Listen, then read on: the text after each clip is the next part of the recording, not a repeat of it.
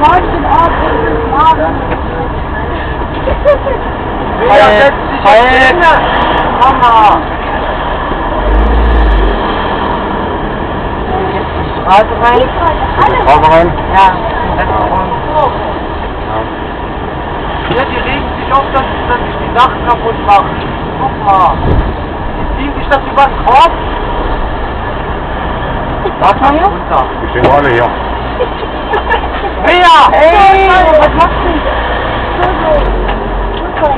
Hier ist ein Zebrastreifen. Ah, los! Ja,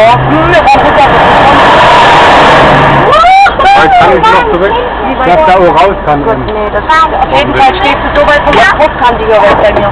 Ja, die anderen aber auch.